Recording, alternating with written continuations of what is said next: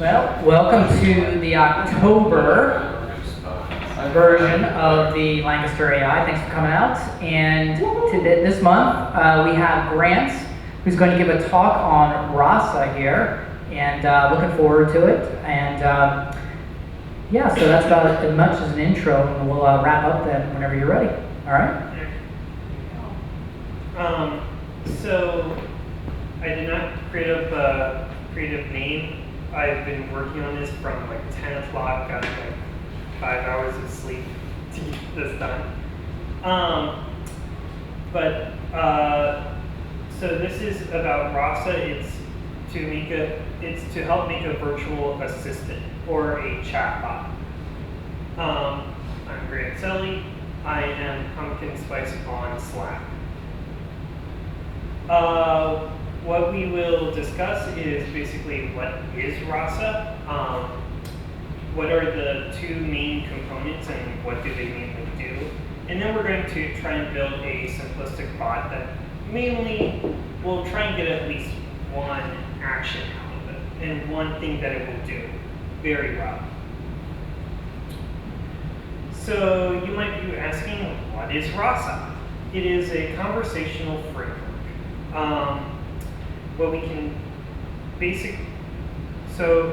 We can extract the meaning of a conversation and then send that to an API to start doing tasks. They can also run functions, or they can call APIs. They can do anything that we want it to programmably do, and the AI will be able to actually extract all the meaning from it and figure out what to do from that. We can use it to create basically our own Siri, but it's more commonly used in customer service. So the two big components are NLU, or natural language understanding. And the natural language understanding does two really big pieces. One is what does the user want to do? And we can think of these as like functions, like you're doing something. These are called intents, but then there's also entity extraction. And we get information that we need from this that we can then maybe pass to our backend APIs. The next thing is the core, and these are the different, and the core is really the big piece to this. You can run the natural language understanding, but the real power comes from the beef of the training comes from the natural language process understanding, but the core is really how we get functionality out of this, mainly through our stories. So we set up our intents and how to respond with stories. We can use these things called slots, which will allow us to act as memory. And we do actions, which is how we call APIs and everything. And then even something called the domain, which is pretty much everything you can think of, goes into that one file. It's almost like the Etsy folder now in Linux. So now I jump into code. So to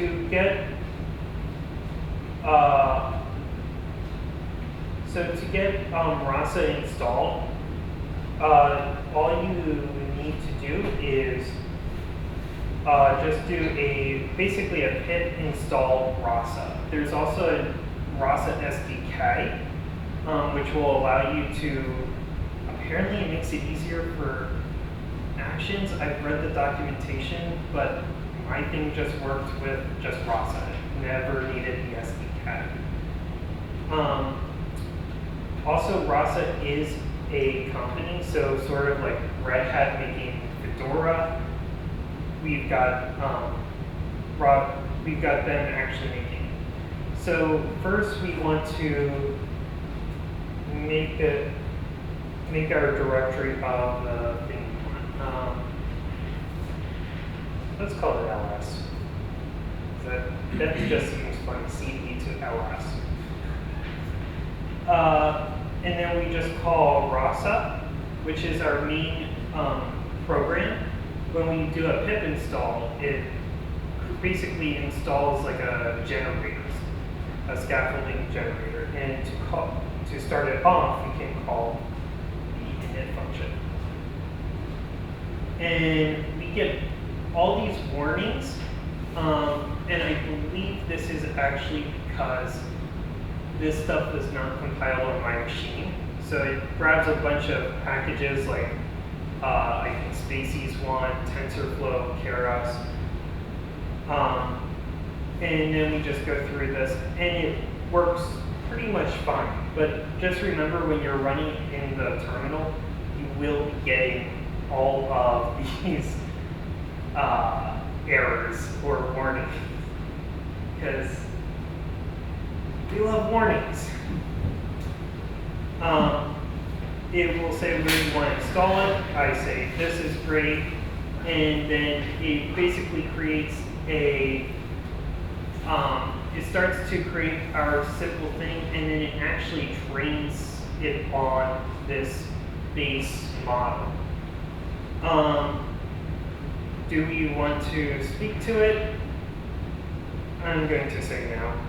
It's not really necessary at this point. But what's really interesting is when we actually look into the code. So fire up my text editor.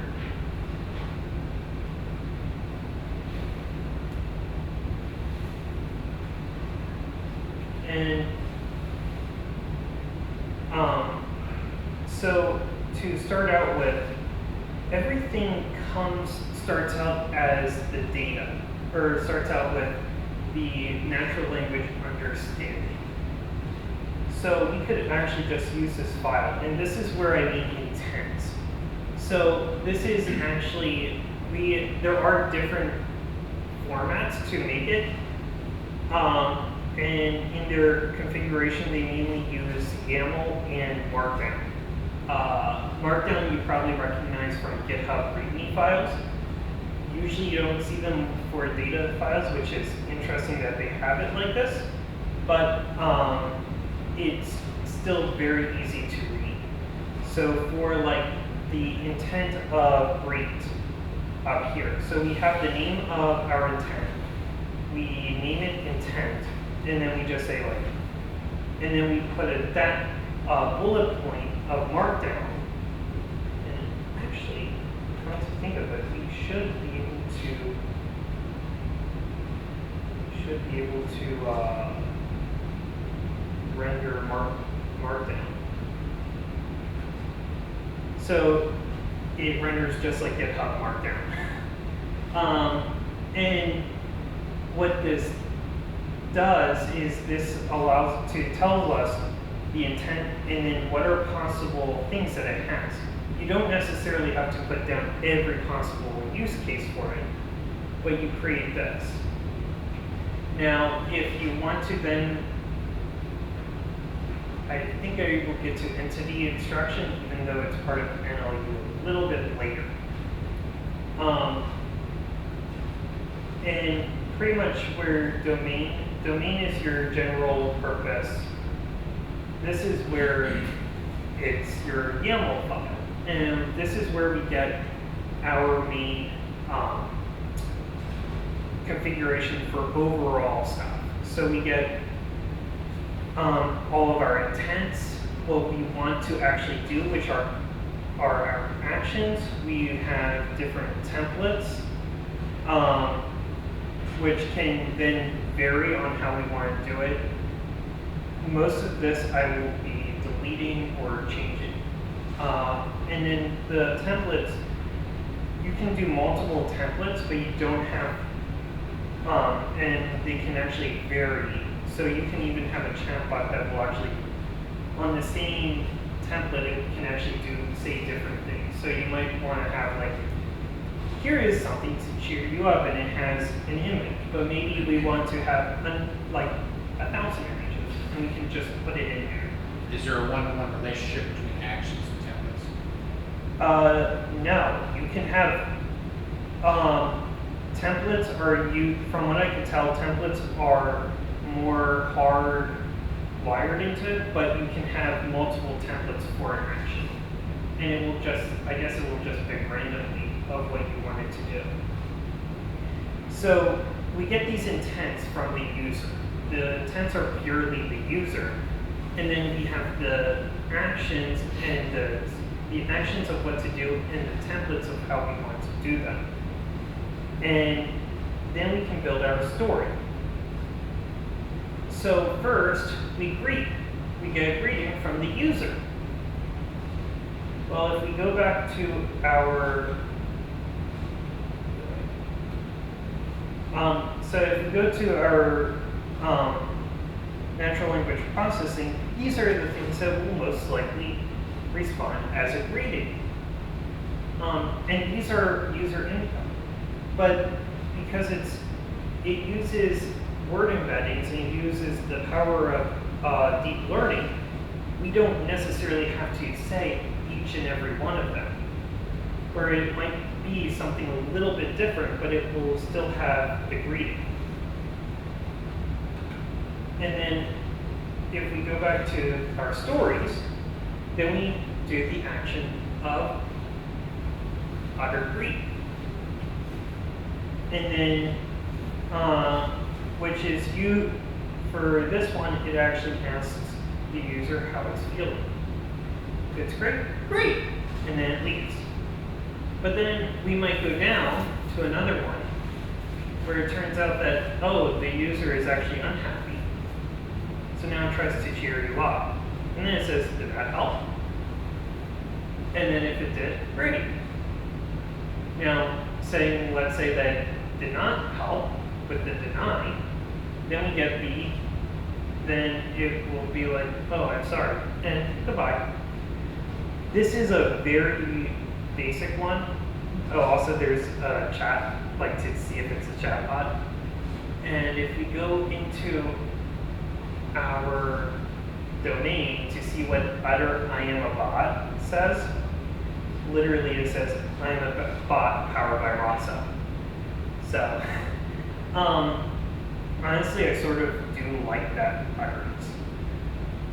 But the power of this is, let's say small firms might need to interact with customers on a 24-hour basis. A lot of customers do not have that wake up at 7, go to bed at midnight, and even so, if you have that time frame, or that large time frame, that's a lot of money. And we could just send a lot of queries through a chatbot. Now, there are other things. Now, endpoints will allow us to actually connect up to our server to create our action. We'll get back to this, and we'll also get to credentials. I'm not going to talk much about actually deploying Rasa, but there are ways to deploy it to Facebook, Slack, Twilio. It's all on the documentation. And these are like the different, and here's even the config, which actually talks like the language, what type of models we have, and even different ways of training. So,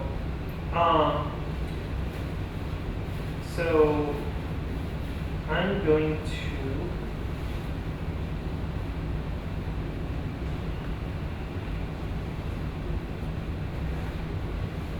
delete. And we're just going to delete most of our intents for the one that I'm going to show you, because I want to get into actually creating our own action, because that's where these things are powerful. This thing is super simple because that they have a template, because we don't have, it just says something. It doesn't actually interact with it. So the first thing that we need to do is create something called a slot. And a slot acts as our main memory. So we just create another YAML.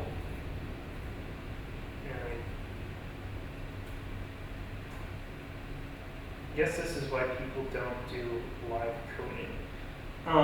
So we just create our own variable, YAML variable of slots. And then we do the name, and let me pull up my completed one also.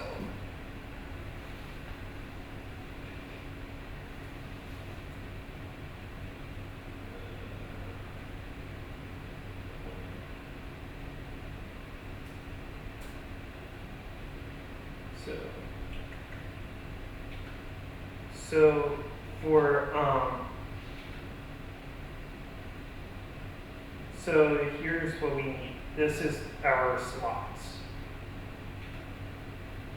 I'm a little bit iffy on the syntax. So we just need the slots, and then we have the and then what we do is we just name it, and then we set it as an YAML object, and then we can say the type. And this one's text. We can also do booleans and I think datetimes and possibly integers. Check the documentation. But for this all we really need. All I really want to do is for this to just say, basically check our next appointment. Because let's face it, we've gone to a small doctor's office, there's no web presence, and we just want to check when we are going. So also do not use this code for healthcare. This is highly, highly against HIPAA because all we need is your name. And because I even deleted most of these. So I want to actually delete this. So let's start out with our, so when we want to first interact with our intent, we want to first get, hey, when is my next appointment? And I'm going to just copy and paste over. So we just want to try and say like, hey, I need to message my doctor. And that's all we really need. I even said like, oops, nope, wrong. I was going to actually do multiple intents, but I didn't get around to it. So I want to check the, and literally I just did these two. And when I was testing it earlier, I was able to just see like, when can I come in? And it will actually get that exact intent. So that's, like I said, this is the power of AI, is that we can actually go ahead and figure out our intents, even if it's not hard-coded in there. Because let's face it, how do you program in all the possible intents of when will I come in, or when will I have my next appointment? So we want to be sure that all of the variations, and that's what this AI can do. Now when we have that, because we have our intent in there now, we have to now put it into our domain. This really is like a catch-all for configuration with the actual chatbot. So what I'll do is I'll just add another thing. And just copy. And Oops, nope. Yeah. And paste. And there now, overall I can see it. Now I can start writing my story. Also, I do not need all of these, so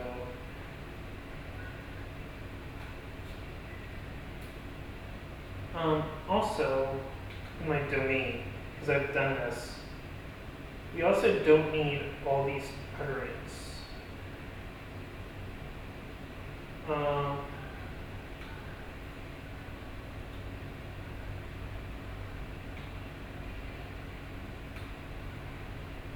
I'm going to just keep our utterance only to one possible thing that we'll have, but I believe you can have multiple, like, variable utterances. So, so now we want to write our story. So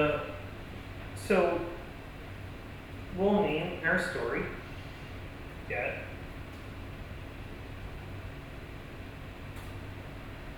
appointments. That's all we really need. Now, to start out, what we'll start saying is we'll need to check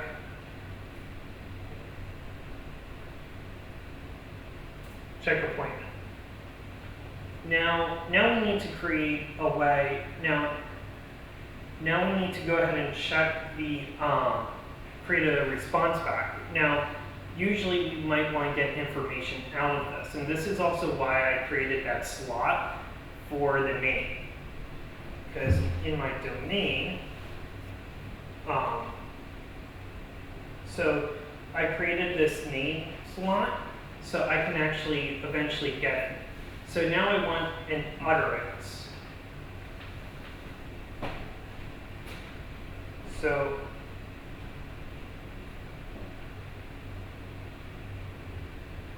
and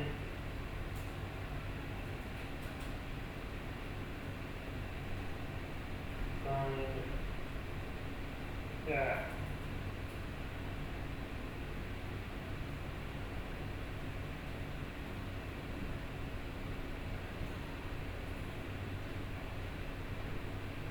That shift is really in a weird spot. And then I want to have it say, what is your name?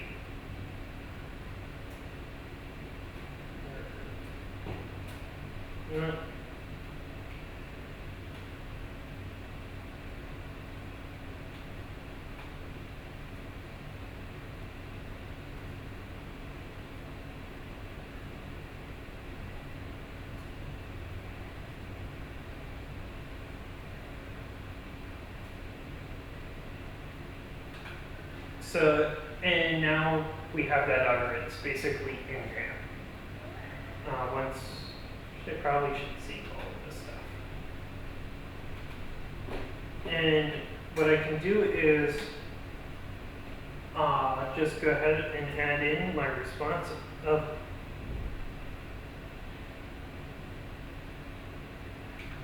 find name. So now when we run it, it will then ask us, what is your name? And then we have to go ahead and get the slot of the name.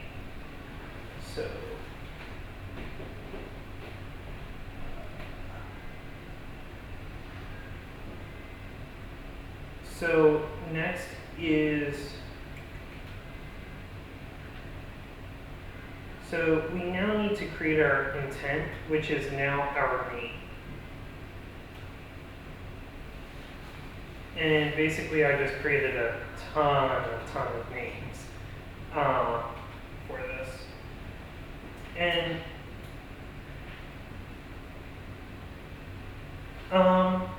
this will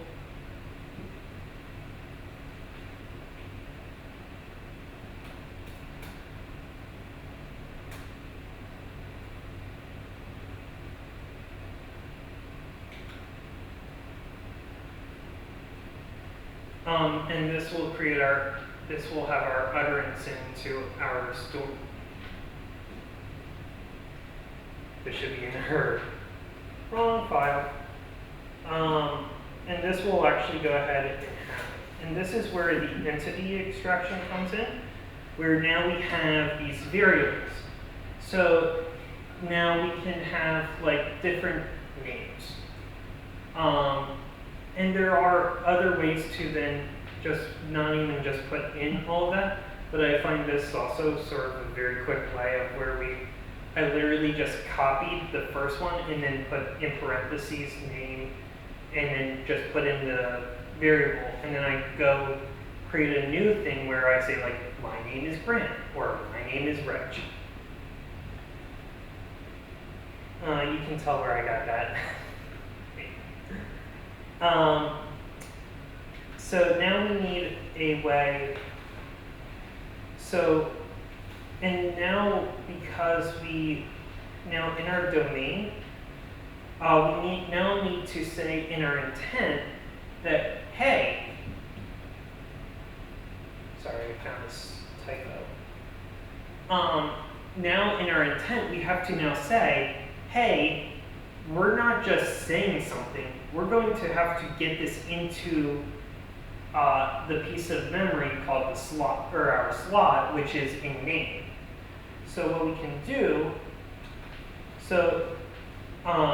what we do is it's just like a regular intent, but instead it's now become a YAML object.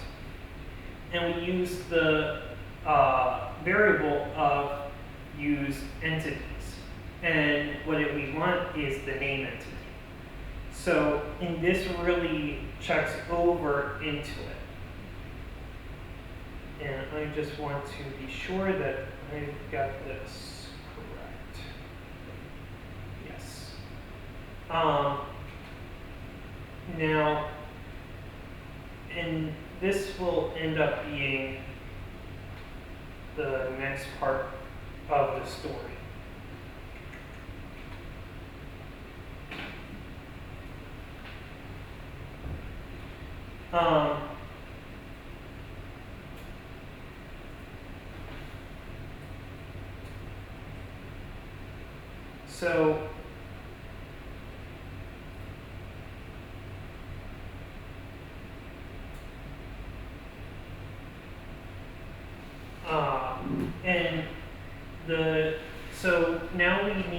So now we have the intent of getting the name, and it looks for, and now it actually looks for our person. Okay, I might have done this. Let me just check.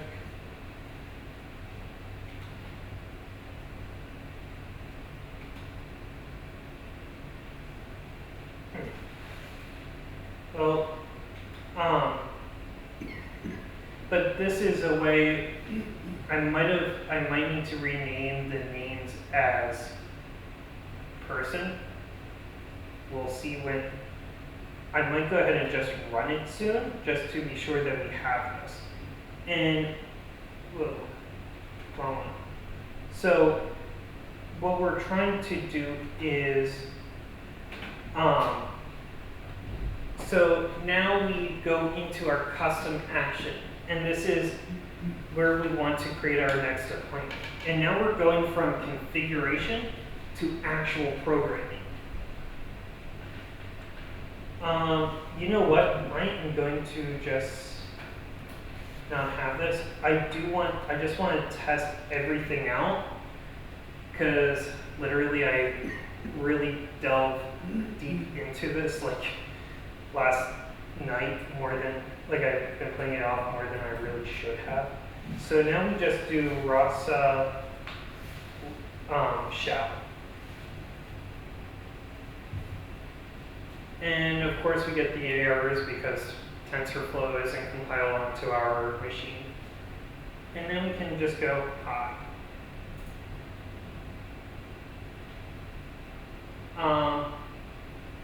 That's probably because I didn't go ahead and save the story, or save the stuff.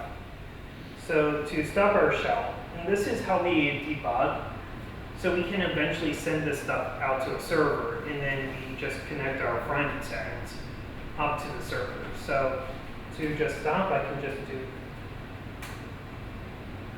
and stop. And then I just want to save all of these files. And when I go ahead and run it again, everybody can see this, right? So right down here is our input. And so I might do hi. Okay, I don't know what's happening here. I thought I changed that utterance, but okay.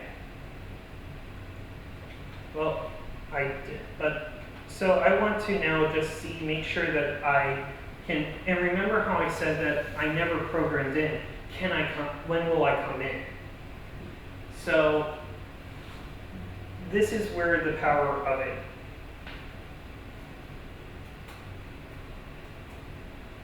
Oh no, I know what I did wrong. Remember how this is powered by AI? Well, every AI system needs to be trained. So what we really need to do is run train. And this will train everything from our stories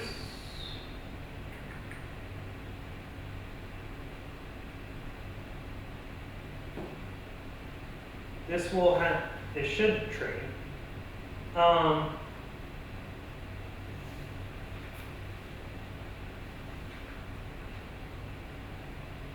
you did something earlier, you said it was training. This should, yeah, when I installed it, it trained on the predefined data set that I had, but now that I've gone in the data set is just configuration files basically. It's just a YAML and all of that stuff. This worked a few minutes ago.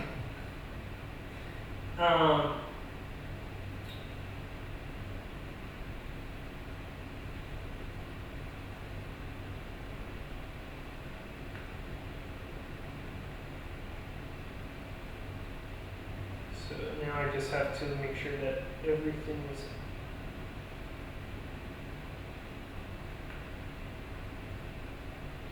So something in our YAML file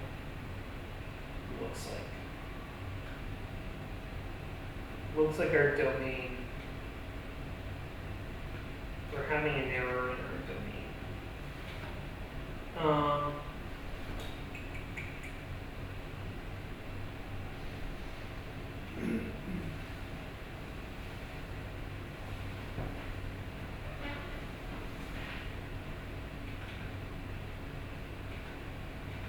Let me just open up my domain, because this was working earlier.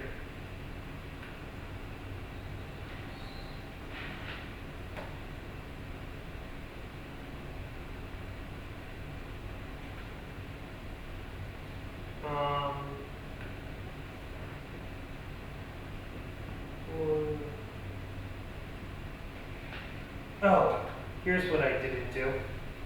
I didn't put in our actions as our new utterance. That's what I mistake. Remember how I said this is all configurations? This is what this is really configurational. A lot of this is just being able to say, okay, here's our utterances, here's our intent, but then we also have to define this stuff. So that so I'm going to just copy.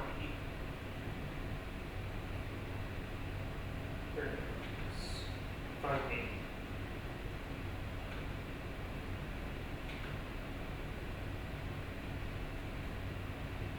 So then when we go ahead and train it now,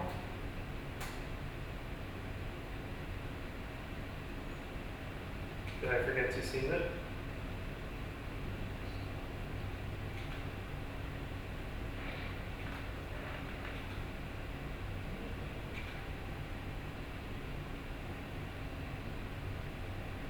Oh, and you know what? Let's see if our intent.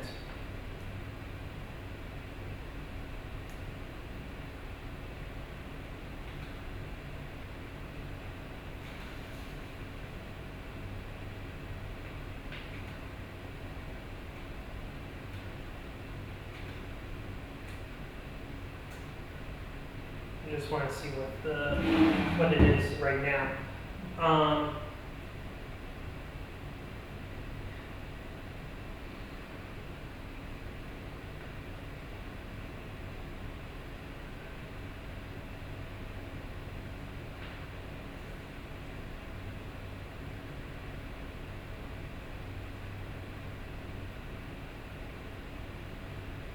So it says, so it's something with my, looks like it's something with my intents. Let me just. You just want to copy the ones that are working into your current. I think it's another file that I now need to.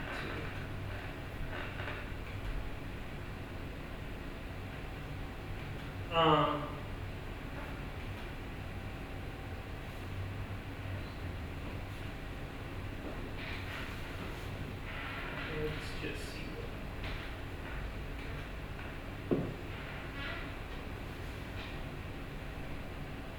Stories, maybe.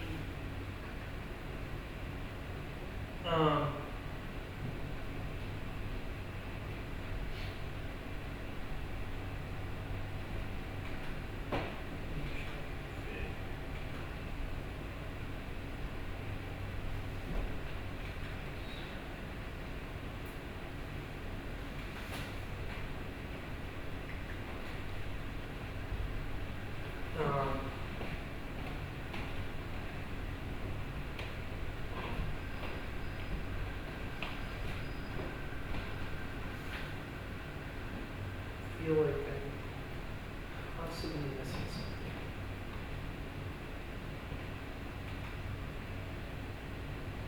I feel like it's our slot. Because that's the thing that's been, I feel like that's been the thing that's been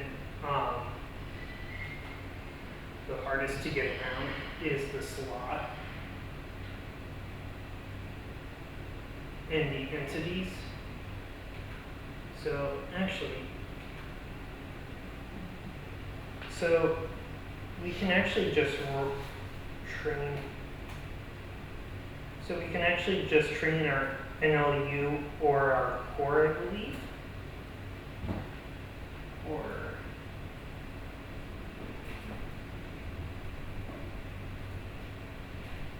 Did you spell train the way you want to? well, I spelled it how I wanted to, just not how I wanted me to. Okay. So here we go. So now it's training the MLU. So yeah. And so and that's really all the NLU did. And if you're in AI, you know it's mainly your training set that will take the longest. And as you can see, just going that with just that much is for our intents. Although I still want to know why, like, I wonder.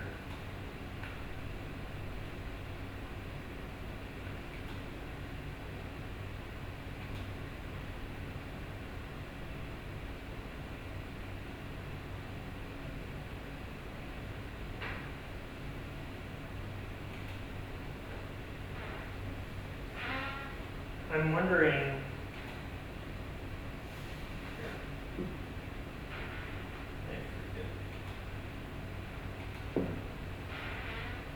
Let me just quickly replace.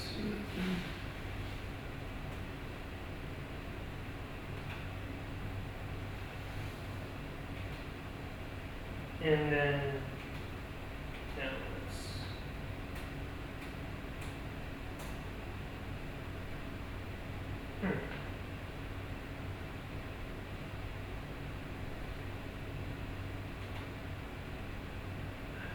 I know there's probably a workaround with this. But you know what? I think I'm going to just show you the final piece. So when we get finally that working, what we do is we want, so once we get our entity and it stores it into a slot, we want to now call it from an action. And this is where I created my own custom action called action next appointment. And we can define these in our Python. Seriously look into scripts and entities. The Rasa documentation wasn't entirely clear, like it wasn't just straight out forward, but I really do think that's where it was. But we have, so we said that Grant and Rich are patients, and when I just set up a quick dictionary, just so then we can do a quick lookup with that dictionary.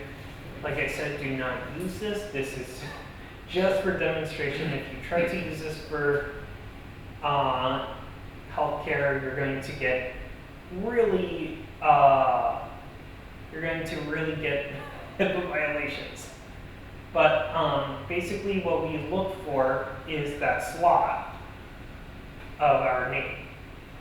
And then what we do, and that's coming from the story tracker, and that's where we can get all those entities from. Or we can get all the variables in that storyline. We define our domain, so all of that huge stuff is in this. And we also get a dispatcher, which will go ahead and tell the chatbot what to run. And what we want to do is we just want to create at least an utterance of when, if you have an appointment around. And this is all that is really needed. You just need to say it's part of the action class of Rasa up here, SDK. Yes, it does install Rasa. So I'm going to just change out of this and go into my planning one. And so there's two things to really start up with, because so Rasa is built for enterprise, so you can't just say Rasa run and it will even run your actions, because that would be too simple.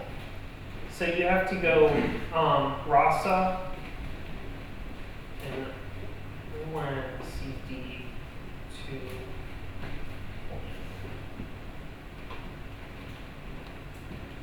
and so I want the Rasa to run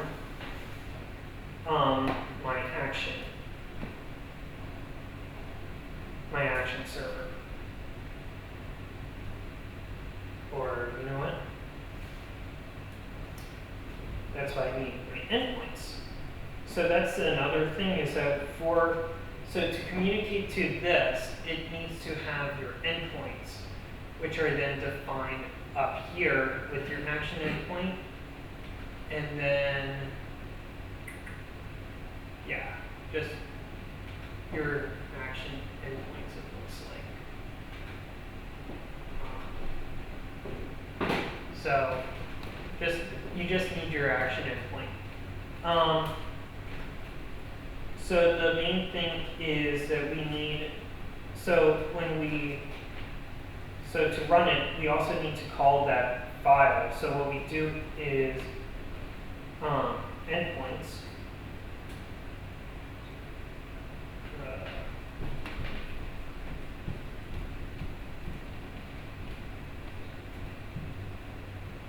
And the file of endpoints.yaml.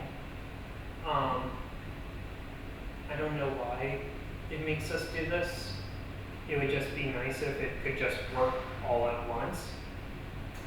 But, oh wait, no, I need interactive.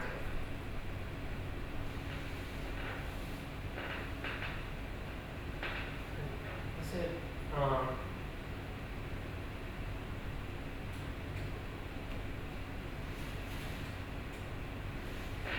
Oh, run actions, that's what I need. And then it will start up our action server.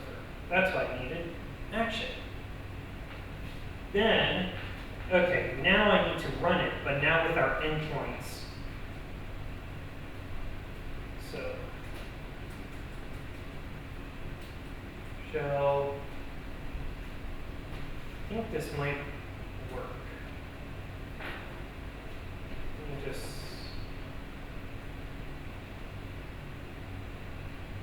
okay. So I just need, really, I do need stuff. And for it to communicate with our action server. And here we are. So where I said like we don't need to define everything,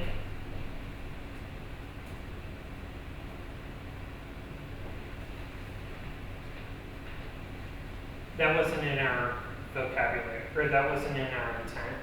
Possibilities. I did not change the utterance of this one, so that's why we'll still have, hey, how are you? So then, when, and this is another one where I haven't said when am I coming,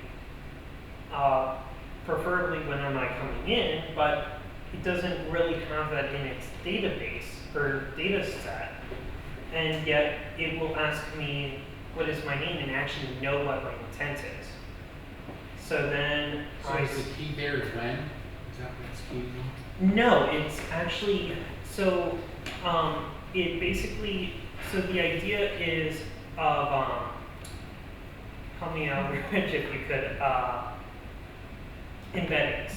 So what it does is it has these other models that actually work with our, which trains on a larger data set. And they do even a different task, but this data set is so large that it can understand much more about it. And then what they do is they take, okay, this is our output layer, let's strip that off. And what we have is this array of numbers. And these array of numbers represent that, whatever input we put into it numerically. And then what we can do is we can take that and then train other networks. So when we were training it, we were using this base model of embeddings, and then it was able to understand.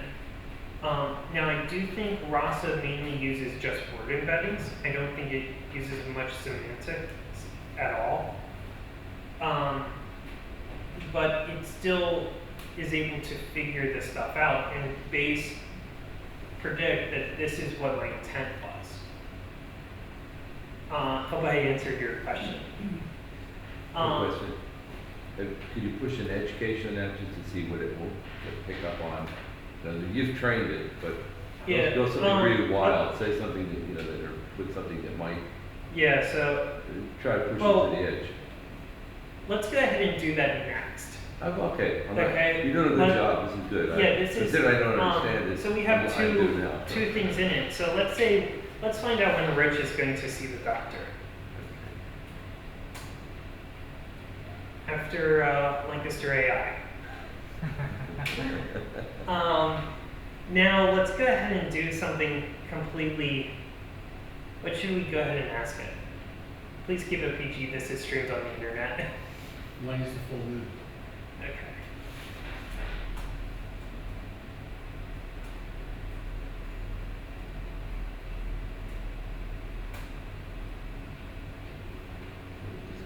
Now it wants me to know what's my name so I can know when I'm coming into the appointment. There is a way, and I didn't even spell when correctly. I just realized that. And yet it wants me to type in my name. But the main thing is that I just wanted to get out of that story. But there is a way to have a fallback policy. So if the threshold isn't high, if the prediction model isn't high enough, it can say, I'm sorry, I do not know how to answer that. So So there are ways to basically counteract this. It's just that I haven't spent the time to actually get this into this working model. So yeah. Also, I just want to point out the main webpage of this is Rasa.com. And this is a really neat way to, because also let's face it, even older people might want to know when their next appointments are or stuff like that. And having a textual, conversational based assistant on this can easily go ahead and bridge this technological gap where we might not be able to provide the actual person or an actual person to provide that information. But we can then go ahead and use something that can look up like a database quickly. And then we can just easily program in, not even really program, we're just configuring this whole program that does conversation. And so yeah, that's really the power of Rasa. And this does interact. Let me pull up our, so this, nope, credentials, yes. So these are basically the main ways Rasa can communicate. We have Facebook, we have Slack, there's Socket.io for like if you have your own web server front end, you can use WebSockets for it. I don't know what Mattermost is, but then there's also ones for Twilio. So if you need something to actually talk back, you can hook it up. I believe Twilio might have their own text-to-speech engine, so you could just hook it up to that and then have that as a way to call. For if somebody calls in, they might be able to find out with your bot's assistance. Everything needed to run this open source? Yes. There are a few programs that they have that are not Rasa X, but I found that I didn't need it. Apparently it does allow you to have more of that streamlined pipeline, so you can easily take in like recorded usage, go ahead and try and create utterance very quickly. But pretty much anybody can at least get started with their free and open source version. How does it do on, does it do any kind of speech to text translation? Or do you actually have to provide that? You have to provide that. Okay, so essentially with some kind of embedded device, you would need some kind of wake word. Right. And then you would need to listen for the text, or listen for the speech. Yes. Convert that to text, and then pass it on to Rasa. And to be honest, that's really, and even the enterprise versions mainly use that. I think it came out, they were doing an investigation and they needed Alexa data. And people were like, oh, maybe they tokenize Alexa input. Turns out they were able to just give a complete transcript of what Alexa picked up. Yeah. So pretty much you still have, so even the enterprise versions still use that. And we can still get even better. Like now there's, a few months ago, there was a model released and somebody did what he called transfer learning, but he basically put his own data into the model and trained it based off of that data, but it was already trained on the larger data set. And he was able to now mimic any voice. So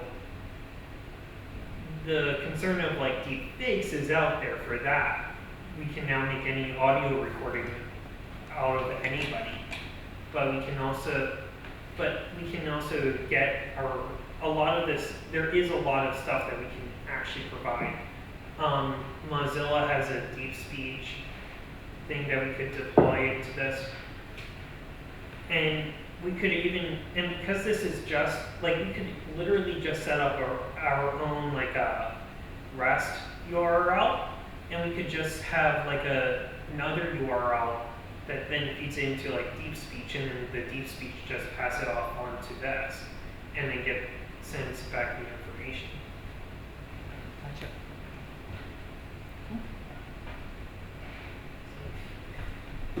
Thanks. Yeah.